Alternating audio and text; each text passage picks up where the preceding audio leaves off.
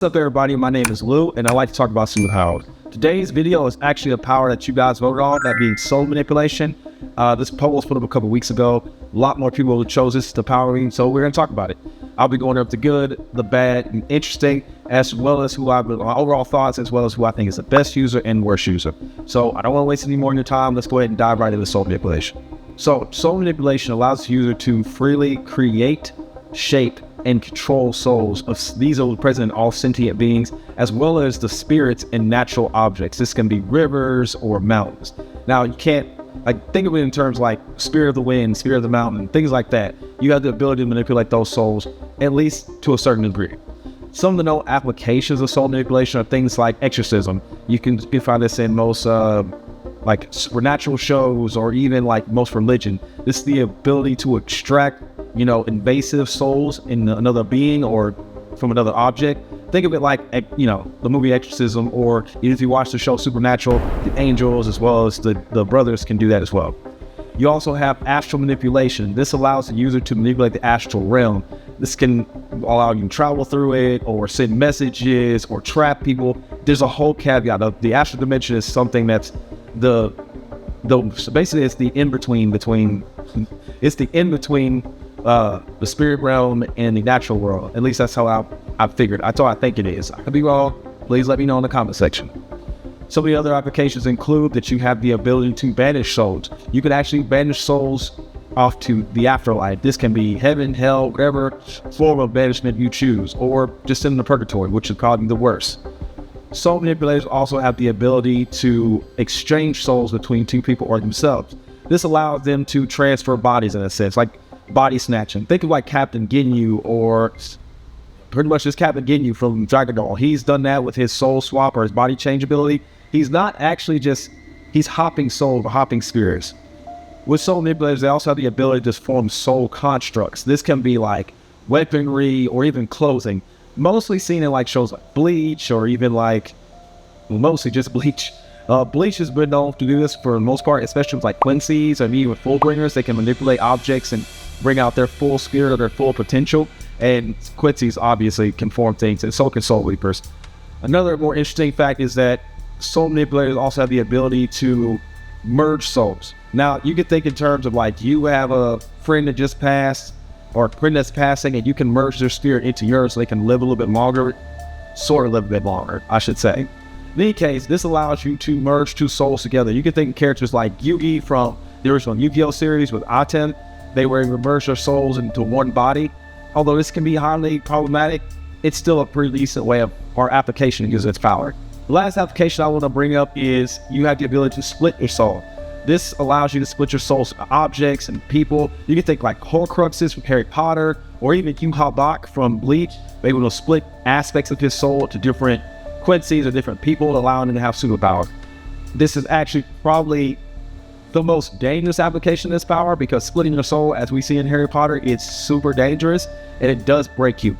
So maybe not use that power if I were you. Now, soul manipulation is a very powerful ability, but just like most superpowers, it has its weaknesses. Starting off, anybody with immunity or a soul immunity, you can't affect them. Soul immunity or soul anchoring allows its users basically to counter your powers. This means you can't affect, shape, or control that soul at all.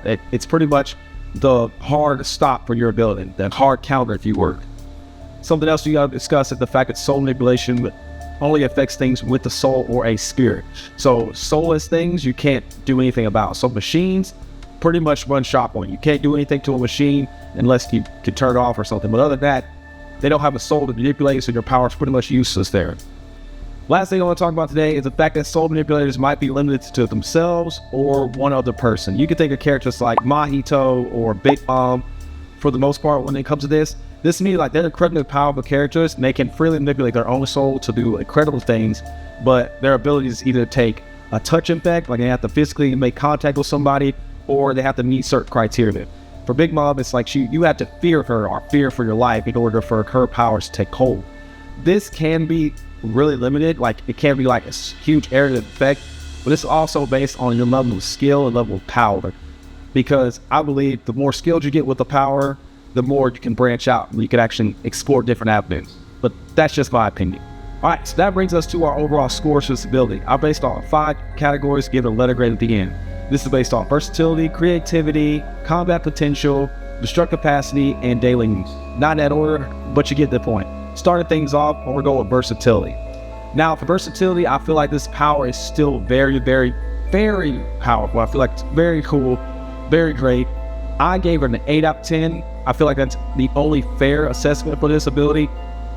Maybe, like I said, you guys have probably different opinions. I feel like it's at least a solid 8 versatility, especially if you have those applications like soul swapping or merging souls or splitting your own soul, or even just, forming soul constructs. Those are all great abilities, and it makes you pretty versatile, but I don't know if it's a 10, but that's just me. So yes, versatility gets 8 out of 10 in that category.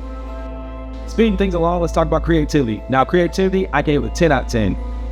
This is mostly based on the fact that most characters I've seen with this ability have been very, very creative, especially a character like Big Mom, who's usually to create a whole list of weaponry that has sentience or has different abilities that can form like control lightning or flames or just a lot of random stuff, which I think is insanely creative. And you think characters like Mahito, who used his abilities to basically become the biggest menace of the Shibuya incident. I don't care what anybody says. Everybody talk about Sukuna, but me personally, Mahito was the biggest pain in the ass of the entire Shibuya incident. But I digress. In my score, I gave it 10 out of 10, a perfect 10 out of 10 for creativity, because pretty much every series I've seen this used in, every character was used it to really interesting and quite frankly, just very creative ways. I can't see it being any less than 10. Moving things along, we're going to talk about destructive capacity. Now, destructive capacity is based on how destructive I think this ability is. And for me, I feel like it's an 8 out of 10. I feel like it's a very destructive ability. I feel like you can do a lot with it. You can destroy a lot of people. You can do a lot of damage to people's lives, even your own life, especially if you can split souls, merge souls, switch soul. It's a lot. It's a lot you can do with this power. Just don't think you're nuking a city. You could switch the body with maybe somebody who has that potential or has the keys to the nuclear arms or something like that. So I feel like it's pretty destructive. I feel like it will be destructive later on, but at the start, 8 out of 10 is probably where you're going to see this power for me, at least. But like I said, you feel differently, let me know in the comment section below. All right, so next category I want to talk about is combat potential. Now here, I gave it another 10 out of 10, mostly because I've only seen this power used in aspects of combat. I mean, from, like I said, Mahito, Big Mom, Cherry Requiem from JoJo's, a Brook from One Piece. There's characters from every shonen or every action, anime, or even comic book. I've only seen this used in more combat-focused ways. Not to say it's not more versatile, it's more applicable in other areas. But for me, I just feel like it's solely focused on combat. So for me, it's going to get a 10 out of 10.